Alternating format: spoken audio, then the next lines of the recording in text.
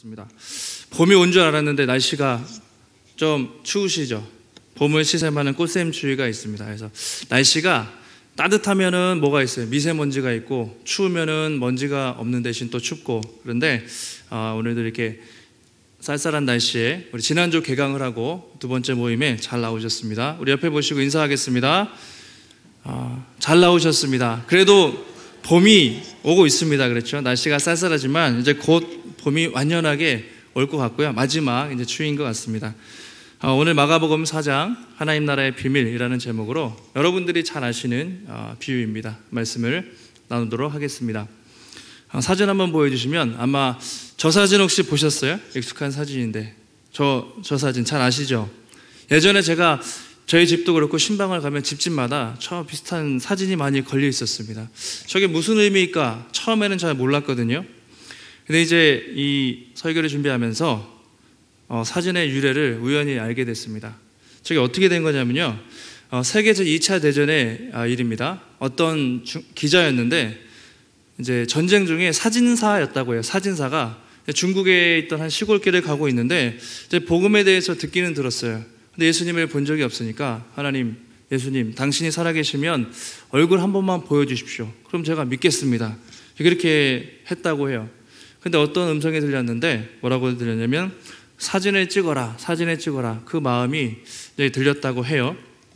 말을 타고 있었던 것 같은데 말에서 내려서 땅바닥을 보니까 눈이 있었어요. 눈하고 흙하고 이렇게 막 뒤섞여가지고 이게 무슨 형상이지 그랬는데 일단 사진을 찍었습니다.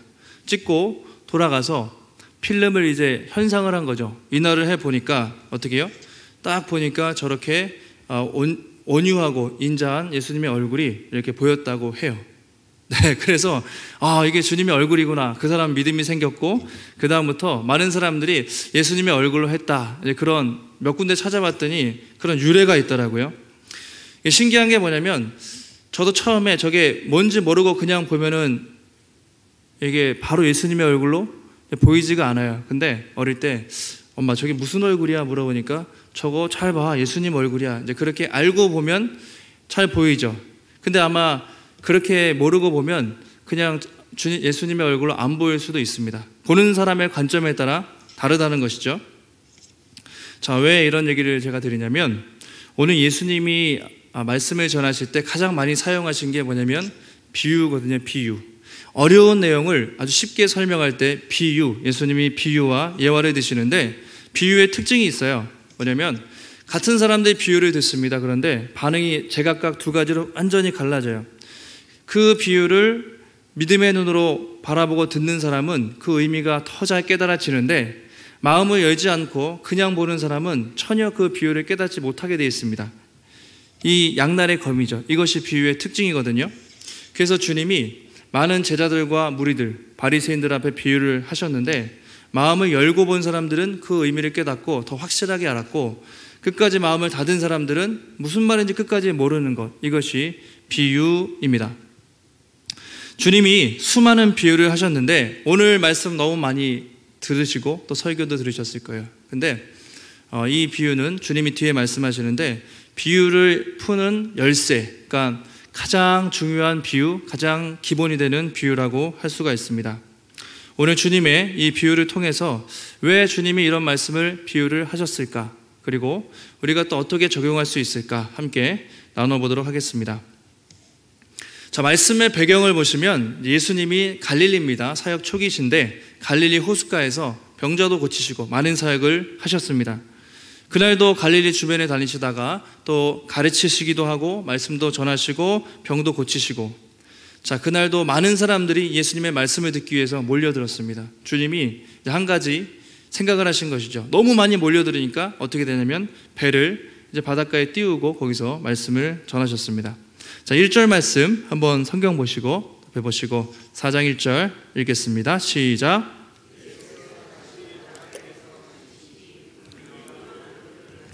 예수께서 바다에 떠있는 배에 올라 앉으시고 온 무리는 바닷가 육지에 있더라.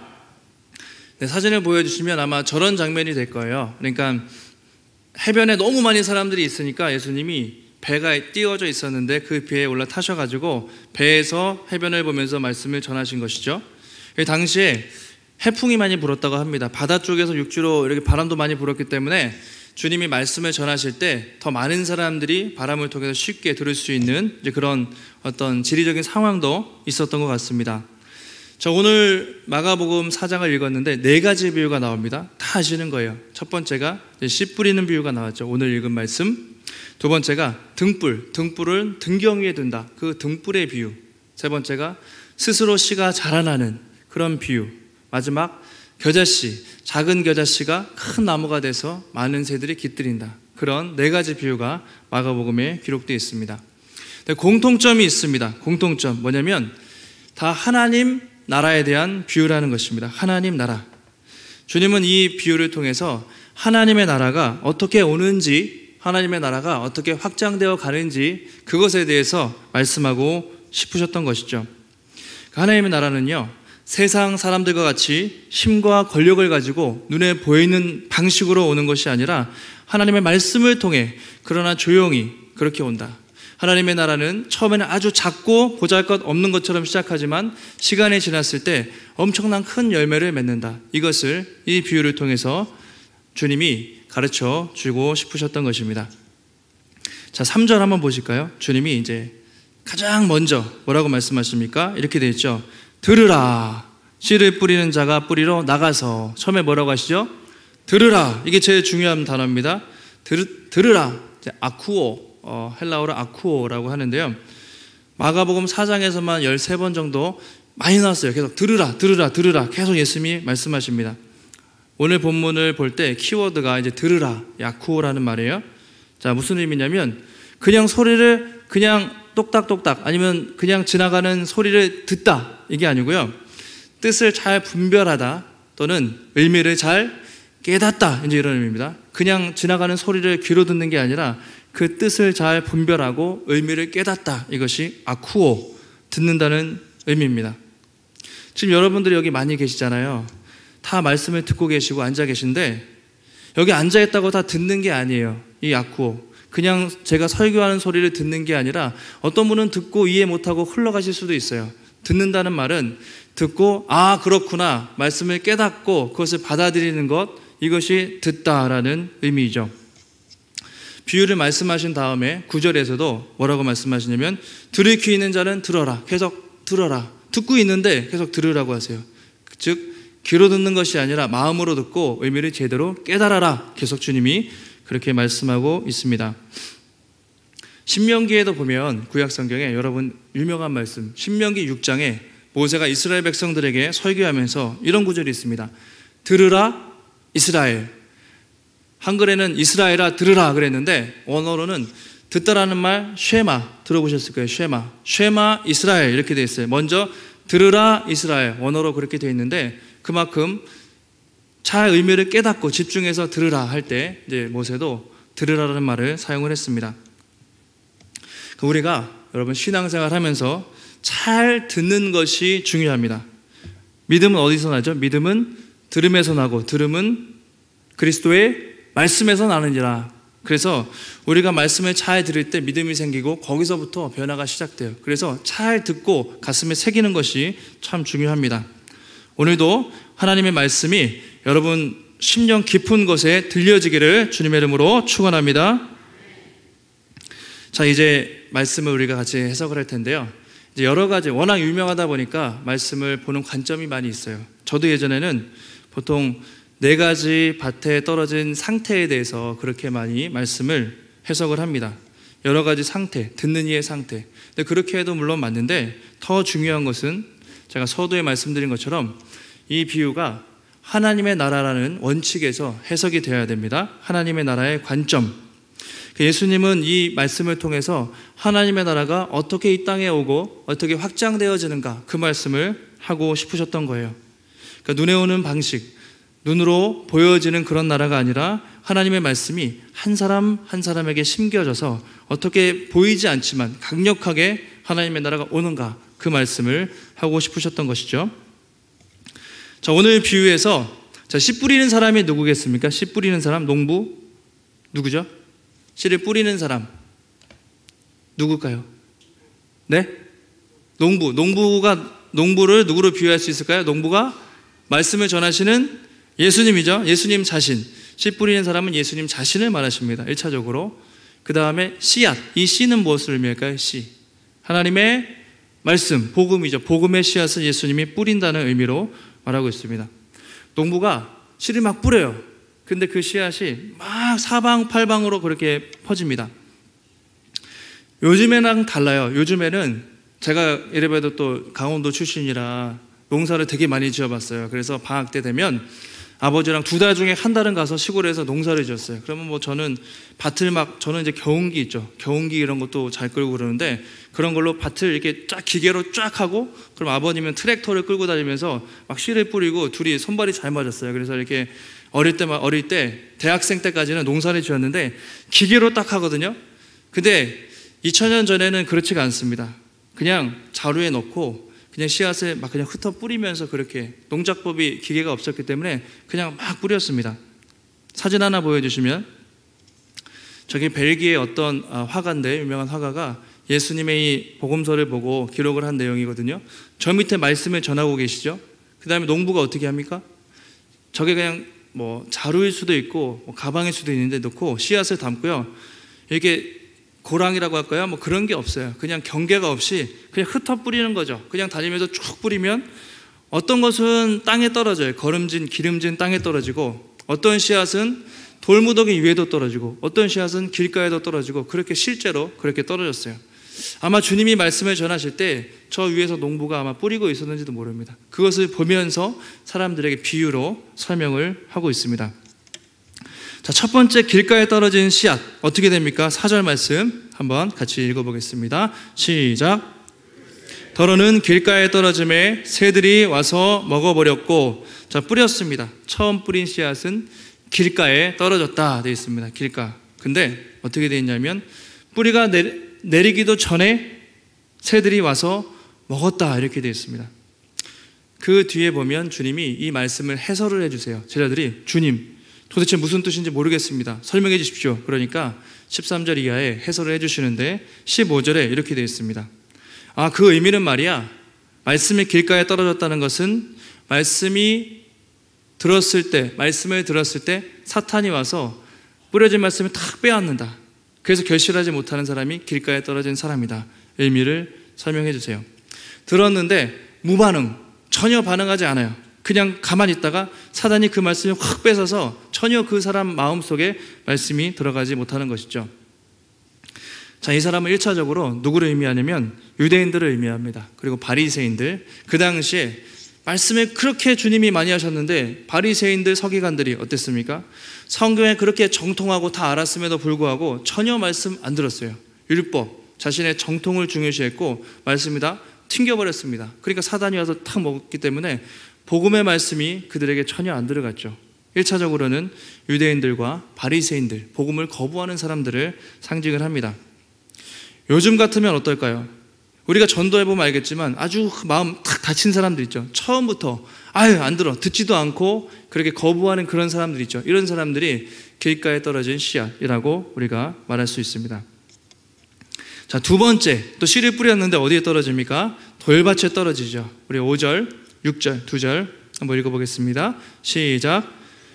흙이 얕은 돌밭에 떨어짐에 흙이 깊지 아니하므로 곧 싹이 나오나 해가 돋은 후에 타서 뿌리가 없으므로 말랐고, 돌밭에 떨어진 씨앗은 이제 뿌리를 살짝 내리는 것 같았어요. 싹까지 나왔습니다. 그런데 해가 돋자 바로 뿌리가 타서 없어져 버렸습니다.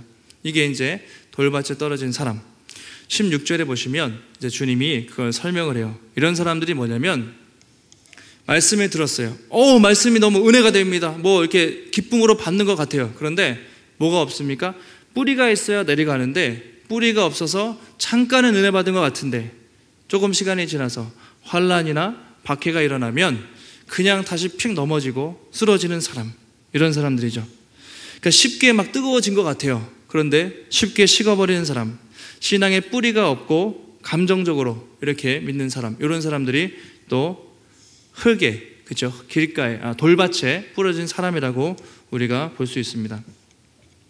성경을 보면 대표적으로 수많은 군중들이 있습니다. 여러분, 예수님이 설교하실 때 무리들이 막 기적을 일으키고 먹을 걸 줄 때 우리 왕이라고 메시아라고 쫓아다녀요. 근데 예수님이 십자가, 희생과 또 헌신을 선포할 때 그 사람들은 언제 그랬냐는 듯이 입을 싹 닫고 주님께 돌아섭니다. 이런 사람들이죠. 처음에 뭔가 떨어질 때는 막 믿는 것 같은데 환난이나 어려움이 있을 때는 아닙니다 하고 딱 끊어버리고 도망치는 사람들, 수많은 군중과 같은 무리와 같은 사람들, 이런 사람들이 바로 돌밭에 떨어진 사람들이라고 할 수가 있습니다. 우리들 중에서도 여러분 많을 수 있죠. 예배 드릴 때 정말 은혜 받은 것 같고 막 뜨겁고 막 그러는데 잠시 후면 그냥 식어져 버려가지고 내가 언제 하나님을 믿었냐, 내가 언제 예배 때 은혜를 받았냐, 그러면서 나가면서까지 예를 들면은 어떤 경우에 주차장에서 은혜 받고 나가다가 가다가 싸우고 가다가 막 다시 이렇게 혈기를 부리는 그런 모습이 있을 수가 있다는 것이죠. 이런 사람들이 이제 돌밭에 뿌려진 씨앗들이라고 볼 수가 있습니다. 자, 세 번째, 그 다음에 가시떨기에 떨어졌어요. 흙을 뿌렸는데 가시떨기 위에 떨어졌습니다. 어떠냐면 더러는 가시떨기에 떨어짐에 가시가 자라 기운을 막음으로 결실하지 못하였고, 그렇게 말하고 있습니다. 뿌리가 어느 정도 내렸어요. 이 사람은 내린 것 같은데 가시가 자라서 그 열매를 막아버림으로 결실을 하지 못하는 것이죠. 가시 때문에 결실이 안 돼요. 여기서 가지는 무엇을 상징하냐면 세상적인 일들, 세상적인 여러 가지 일들. 18절에서 예수님이 이렇게 설명하세요. 그들이 어떤 거냐면 말씀을 잘 듣습니다. 뿌리를 내리는 것 같은데 이제 세상의 염려가 와요. 재물이, 돈의 유혹이 와요. 어떤 욕심이 와요. 그러면 그게 막혀가지고 이게 결실이 돼야 되는데 결실이 안 되는 사람들, 이런 사람들을 말씀을 막아 결실하지 못하는 사람들, 그렇죠? 이런 사람들이 바로 가시떨기 위에 떨어진 사람들이다, 그렇게 말하고 있습니다. 겉으로는 잘 반응을 하는 것 같은데 마음속으로 쉽게 말하면 이겁니다. 두 주인을 섬기는 사람들이에요. 하나님을 섬기고 예배하는 것 같은데 마음속에 세상을 너무 사랑해요. 세상도 사랑하고 싶고 같이 따르고 싶은데 세상 염려가 탁 오면 탁 넘어지는 사람들이 바로 교묘하죠. 이런 사람들이 가시덤불에 떨어진 씨앗들이라고 말할 수 있습니다. 대표적으로 복음서에 보면 부자 청년이 있습니다. 부자 청년, 젊어요. 그리고 돈도 많은데 관원이라고 되어 있어요. 능력, 모든 걸 다 갖추는 엄친아 같은 귀한 아들이었습니다. 예수님께 나와서 주님, 어떻게 얘기하죠? 어떻게 하면 영생을 얻을 수 있겠습니까? 먼저 나와서 물어봐요. 주님이 기특해서 하나님의 계명을 지켜라 말씀을 하시죠. 저 계명 다 지켰습니다. 그래? 마지막에 주님이 전곡을 찌르는 말씀 뭐죠? 그렇다면 네 소유를 다 팔아 가난한 자에게 주고 나를 따르라. 주님이 딱 그렇게 말씀을 하셨습니다. 그때 청년이 어떻게 반응하죠? 따라갔습니까? 아니죠. 어떻게 했습니까? 재물이 많은 거로 근심하며 떠나가니라, 이렇게 되어 있습니다. 겉으로는 내가 말씀 잘 지키고 경건해 보이고 아주 주님을 잘 따르는 것 같은데 그 마음속에 재물에 대한 욕심을 버리지 못하고 결국엔 나는 주님보다 재물을 사랑합니다. 결정적인 순간에 주님을 떠나버린 부자 청년, 이런 사람들이 이제 가시떨기에 떨어진 사람이라고 우리가 할 수가 있습니다. 어떻게 보면 교회 안에 이런 사람들이 제일 많지 않을까 생각이 들어요. 겉으로는 너무 경건해 보이고 잘 믿는 것 같은데 결정적인 순간에 딱 뭔가 유혹이 와요. 결정적인 순간에 환난이 오거나 재물의 유혹이 오거나 딱 그랬을 때 신앙적으로 결단하지 않고 세상을 따라가는 사람들, 이런 사람들이 볼 때 참 마음이 아프죠. 이런 사람들, 이런 성도들이 교회 안에도 충분히 있을 수가 있다는 것이죠. 이런 사람들은 절대로 결실하지 못한다. 그것이 오늘 예수님이 주시는 교훈입니다. 자, 세 가지 부정적인 말을 주님이 하셨는데 그러면 결실하는 사람은 어떻습니까? 자, 우리 8절입니다. 한 목소리로 8절 읽겠습니다. 시작.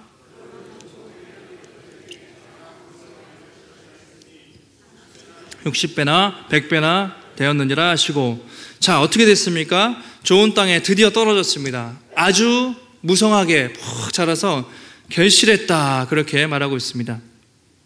자, 그 비결이 무엇일까요? 그 비결 20절에 주님이 이렇게 설명을 하세요. 이 사람들은 어떻게 했냐면 말씀을 듣고 받아, 이게 중요해요. 듣고 받아 30배, 60배, 100배의 결실을 했다, 이렇게 말하고 있습니다. 말씀을 듣고 받다는 게 중요해요. 한번 우리 따라해 보실까요? 말씀을 듣고 말씀을 받아. 듣다는 건 아까 아쿠오 똑같은 말인데 깨닫는 거예요. 그냥 귀로 듣는 게 아니라 아 그렇구나 깨닫는 거예요. 마음속에. 그리고 받는다는 건 순종하는 거예요. 듣고 끝내는 게 아니라 듣고 아 그렇구나 순종하겠습니다 하는 사람은 어떻게 된다고요? 결실을 맺는데 그 결실이 30배를 넘어 60배를 넘어 100배의 결실을 맺게 된다. 그렇게 말하고 있습니다. 이런 사람들이 누구냐면 바로 예수님의 제자들이죠. 예수님의 복음을 듣고 그렇죠? 영접하고 어떤 고난과 환난이 있어도 어떤 대가를 치르고서라도 나는 끝까지 주님을 따르겠습니다. 그런 예수님의 제자들이 결실을 맺는 사람들입니다. 원래 이제 책을 보니까 씨를 뿌리잖아요. 그러면 보통은 씨를 뿌린 7.5배 정도 수확을 하는 게 보통 수확률이래요. 7배에서 8배. 씨를 뿌리면 7, 8배 정도 얻는 게 보통의 수확률이라고 합니다. 그런데 오늘 어떻게 됐습니까? 이 좋은 땅에 떨어진 사람이 듣고 순종했을 때 어떻게 되죠? 몇 배? 30, 60을 넘어 100배의 결실 얻게 된다. 이것이 하나님 나라의 비밀이라는 것이죠. 처음에는 작아 보여요. 사람들이 거부하는 것 같아 보이고 실패하는 것 같아 보이지만 나중에는 7.5배, 30배 아니라 100배의 결실을 맺는 것이 하나님 나라의 놀라운 비밀이다. 주님은 그것을 오늘 말씀하고자 하시는 것이죠. 한번 질문을 띄워주시면 이따가 끝나고 우리가 나눌 건데 이제 이따 끝나고 잠깐 나눌게요. 사랑 모임 하실 때 4가지를 한번 나눠보십시오. 길가, 나는 말씀을 듣고 바로 잊어버리는 사람인가? 돌봐, 당장은 딱 기쁨으로 받았는데 조금만 어려우면 바로 믿음이 흔들흔들 하는가? 그렇죠? 가시떨기, 말씀 듣고 은혜를 받았는데 세상 걱정, 근심, 유혹이 오면 막 너무 흔들리고 주님을 떠나는 스타일인가? 아니면 마지막 좋은 땅이죠. 듣고 순종해서 많은 열매를 맺고 있는가? 나는 지금 어떤 모습인가? 한번 자신의 모습을 이따가 한번 사랑방을 하시면서 잘 나눠보시면 좋겠습니다. 자, 계속 말씀을 드리면 저는 이 비유를 들으면서 너무 많이 들었으니까 좀 새로운 게 없을까 고민을 하다가 한 가지 의문이 들었어요. 씨 뿌린 사람이 아까 누구라고 말씀드렸죠? 씨 뿌린 사람이 예수님. 예수님은 왜 씨를 그러니까 좋은 땅에만 이렇게 뿌리면 되잖아요. 근데 왜 그냥 여러 군데서 다 이렇게 뿌리셨을까요? 씨앗이 남아 돌았을까? 그 당시에 씨앗이 그렇게 많지 않았을 것 같은데 왜 좋은 땅에만 이렇게 뿌리면 되지 그냥 길가에 돌짝밭에 그냥 되는 대로 막 뿌리셨을까? 왜 그러셨을까요? 이것이 오늘 본문을 읽으면서 저는 제일 중요한 것이라고 생각을 합니다. 왜 예수님은 이렇게 말씀의 씨앗을 그냥 막 뿌리고 다니셨을까? 왜 씨앗을 낭비하는 듯 하셨을까? 성경을 보면 바로 그것이 예수님이 이 땅에 오신 이유였습니다. 주님이 이렇게 말씀하셨죠. 내가 이 땅에 온 것은 누구죠? 의인을 부르러 온 것이 아니라 누구를 부르러 왔다? 죄인을 부르러 왔다. 그러니까 내가 이 땅에 온 이유가 이 땅에서 잘난 척하는 사람들, 잘 먹고 잘 사는 사람들, 그런 사람들에게 복음을 전하기 위해서 온 것이 아니라 이 땅의 죄인들, 아주 세리, 창기, 힘없고 연약하고 병든 사람들, 내가 그들을 구원하기 위해서 이 땅에 오셨다는 거죠.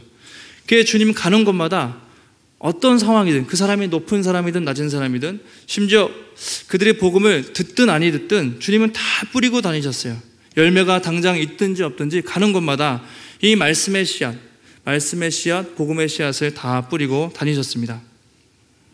가끔 성경 보면 야, 저 사람에게는 복음을 안 전해도 될 것 같은데 너무 나쁜 사람들인데 바리새인. 주님은 그들에게도 말씀 전하셨습니다. 또 약한 사람들에게도 전하셨습니다. 정말 씨앗을 낭비하는 것처럼 계속 복음을 다 전하셨어요. 차별 없이 누구든지 만나기만 하면 이 복음의 말씀, 구원의 말씀을 다 전하셨고 반응하는 것은 이제 그들의 뜻이었죠. 그들의 선택이었습니다. 처음에는 주님이 많이 실패하는 것 같았지만 그렇죠? 시간이 흐른 뒤에 얼마나 하나님의 나라가 컸는지 엄청난 결실을 맺었는지 우리는 성경을 통해서 또 기독교 역사를 통해서 알 수가 있는 것이죠. 그래서 이 비유는요 뒤에 연결돼서 같이 보셔야 돼요. 뒤에 씨앗이 자고 일어나면 스스로 자라고 처음엔 작았는데 자고 일어나면 자라서 엄청 커진 거예요. 또 겨자씨가 처음에는 아주 작은데 큰 나무가 된 것처럼 하나님의 나라가 얘들아 하나님의 나라는 이 세상과 다른 방식으로 온단다. 이것을 사람들에게 말씀해 주고 싶으셨던 거죠. 오늘날 세상 방식이 무엇입니까? 좋은 정책, 또 좋은 법과 제도 개혁, 또 사회복지 정책 다 중요합니다. 물론 중요한데 어떤 정부가 어떤 대통령이 그걸 완벽하게 해도 세상이 다 변할까요? 그렇지 않죠. 하나님의 나라는 어떻게 오냐? 이 말씀이 비록 처음에는 미미해 보여요. 보잘것없어 보이는데 그 말씀이 사람들의 심령 한 사람 한 사람에게 심겨져서 그 사람의 중심이 변하고 또 그 사람이 다른 사람에게 복음을 전해서 또 다른 사람의 삶이 변하고 그렇게 하나씩 하다 보면 하나님의 나라가 온다는 것이죠. 그 하나님이, 그 예수님은 비록 거부할지라도 전도의 방법이 미련해 보일지라도 가는 곳마다 말씀의 씨앗을 뿌리셨습니다. 그리고 우리에게도 계속해서 그 사명을 주님이 요구하고 계신 것이죠. 우리 한번 따라해 보실까요? 하나님의 말씀은 실패하지 않습니다. 하나님의 말씀에는 능력이 있습니다. 믿으십니까? 주님은 복음의 능력이 있다는 걸 믿으셨기 때문에 가는 데마다 절했고 누군가는 영접할 것이다. 누군가는 받아들일 것이다. 담대하게 가는 곳마다 이 말씀의 씨앗을 뿌린 것이죠. 어제도 많은 분들이 오셔서 노방 전도를 했습니다. 미세먼지가 심해서 저희가 사람들이 그 마스크를 가져갔더니 너무 좋아해요. 딱 마스크 줄 때는 딱 들을 것 같은데 예수 믿으세요 하면 딱 이렇게 돌아가고 그랬는데 어쨌든 마스크하고 물티슈랑 저희가 어제 비도 약간 오려고 하고 먼지도 있고 저도 전도 나가야 되나 개강인데 살짝 그런 마음이 들었지만 그래도 가야 된다 그런 마음으로 같이 모였는데 되게 많은 분들이 오셔서 전도를 했습니다. 근데 어떤 집사님이 처음 오신 것 같은데 이렇게 물어보셨어요. 목사님, 작년에도 계속 전도했는데 열매가 있습니까? 물어보셨어요. 열매가 저도 생각해 보니까 당장 그렇게 직접 많은 사람들이 돌아왔냐? 그건 아닌 것 같아요. 그래서 제가 그래도 말씀을 드렸습니다. 집사님, 열매도 중요하지만 열매를 맺든지 당장 있든지 없든지 우리는 전도해야 됩니다. 하나님의 뜻입니다. 그렇게 하고 나갔습니다. 여러분, 당장 열매가 없다고 해서 거절당한다고 해서 전도를 그만둬야 할까요? 그렇지 않죠. 우리는 뭐하죠? 씨를 뿌리고 물을 주는 자들이고 자라게 하시는 이는 누구시죠? 바로 하나님이시기 때문에 우리는 씨를 뿌리고 물을 주는 것이고 하나님의 성령께서 역사하실 때 때가 되면 또 열매를 맺게 하시는 것이죠. 우리는 말씀의 능력을 믿고 계속해서 복음을 전하는 것이 우리의 사명이라는 것입니다. 지난번에 말씀 축제를 통해서 은혜 많이 받으셨을 텐데 저도 다시 한번 한 영혼에게 복음을 전하는 것이 이렇게 중요하구나 다시 한번 생각해 보게 됐어요. 한 영혼에게. 김인준 목사님이 초등학교 몇 학년이죠? 4학년 때 이름 기억나세요? 아직 예수를 믿지 않을 때 친한 친구 누구요? 상호. 이상호 맞나요? 상호라는 친구가 전도해가지고 그때부터 교회를 나갔잖아요. 그리고 좋은 선생님을 만나셨어요. 박순애 선생님, 또 어떤 선생님을 만나서 그분이 예수를 믿게 되고 내가 나중에 약한 자를 도와줘야겠다 이런 생각을 계속 했다고 하지 않습니까? 그분이 나중에 어떻게 그 꿈을 가지고 예수를 믿고 꿈을 가지고 동산교회를 개척을 해서 안산 지역의 수많은 사람들을 회심시켰죠.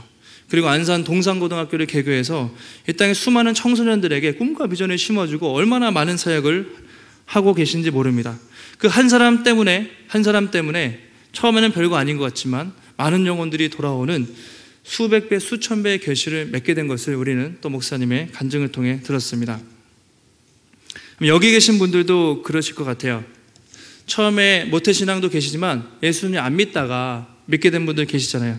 자녀를 통해서 그렇게 교회 안 다니다가 자녀가 다니라고 하다가 언젠가 때가 됐을 때 예수님을 영접하신 분, 또 친구를 통해서 이웃을 통해서 젊은 나이에 오신 분도 계시고 뒤늦게 예수님을 믿고 오신 분 다양한 분들이 계십니다. 그러니까 한 사람이 또 한 사람에게 복음을 전하고 그렇게 해서 하나님의 나라가 확장이 되는데 그것이 참 더디어 보이지만 시간이 지났을 때 엄청나게 놀라운 열매가 있다. 그것을 말해주고 있습니다.